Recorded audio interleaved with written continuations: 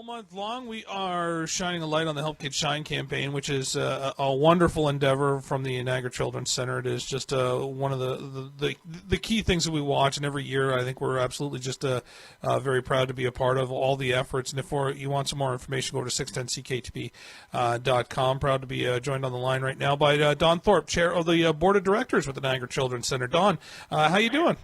I'm doing fine, Matt, and thank you so much for having me on. No worries. All month, obviously, we're having all kinds of discussions, and you've been involved with the Children's Center for almost a decade now. It's getting on there. My hair shows it a bit.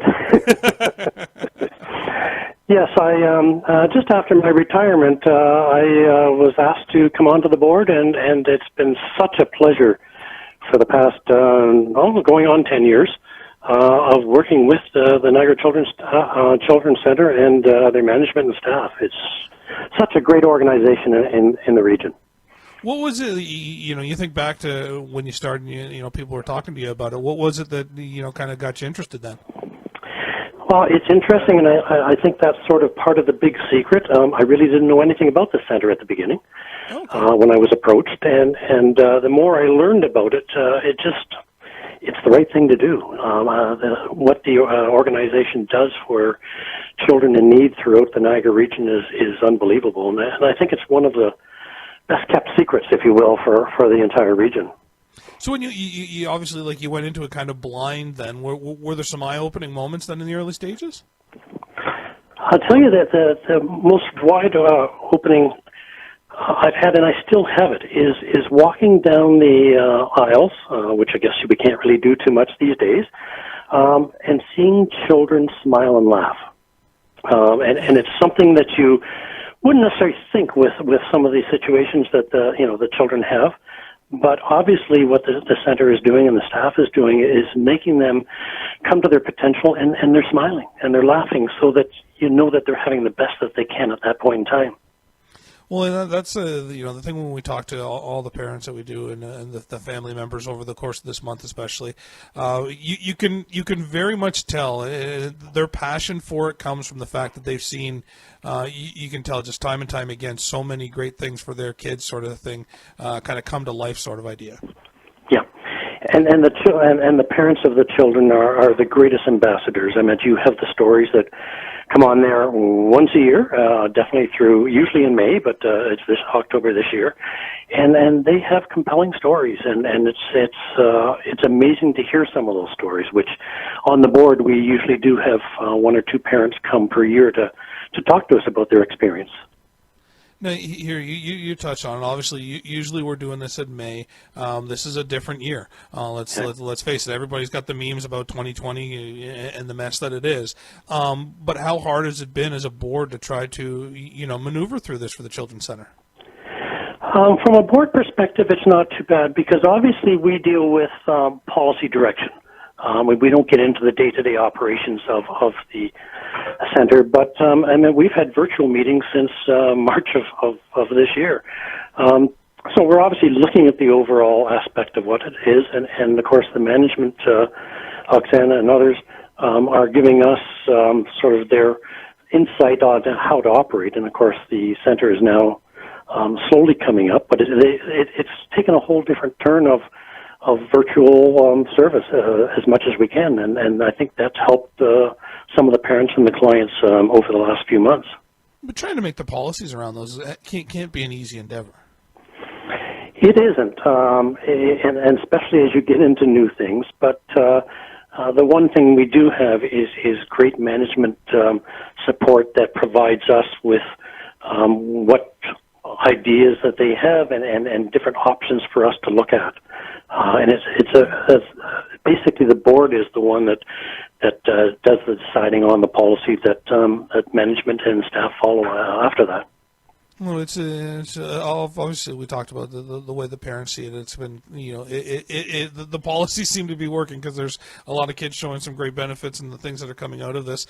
And the course of this month, when it comes to fundraising, we can't underscore enough how important this month and this campaign is going to be, can we? No, it's so important for everybody to step up.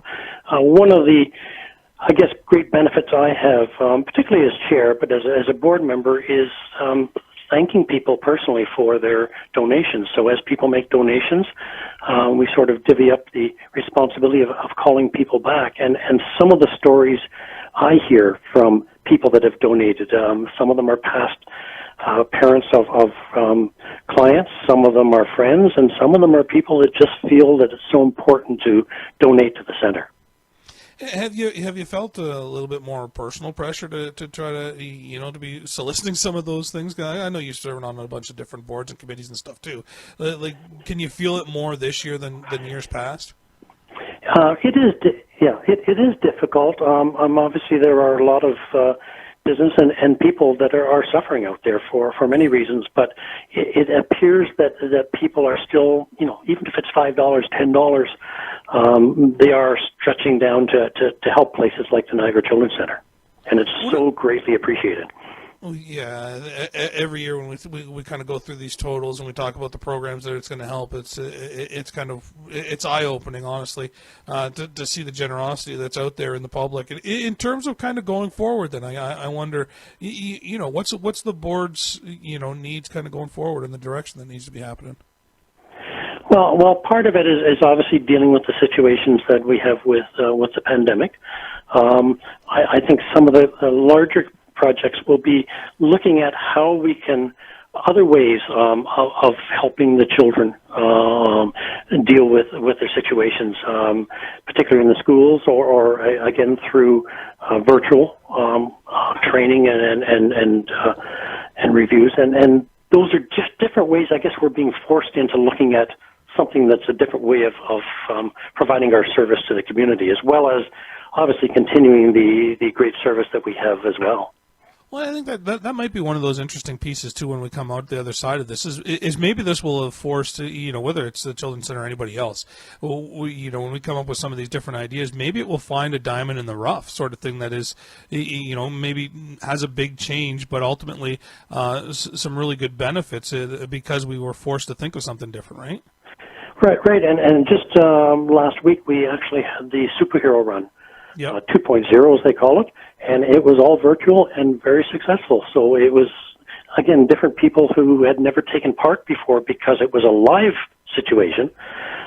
We had them from out of the region doing their own events in another municipality, actually up in the north area, and raising funds. So the reach can be bigger, particularly on the donation side and the fundraising side.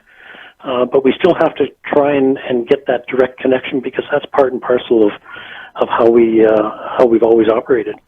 Absolutely, and if anybody wants to donate or be a part of kind of the campaign this year, or just hear or listen, read the stories, we'll send them over to the website, and hopefully the campaign that continues all month long goes swimmingly. Don, I appreciate the chat. Well, and we thank you and your radio stations for supporting the center for these many years. It's greatly appreciated. Absolutely, it wouldn't be a normal year without it. Don, thanks for the chat. Yeah.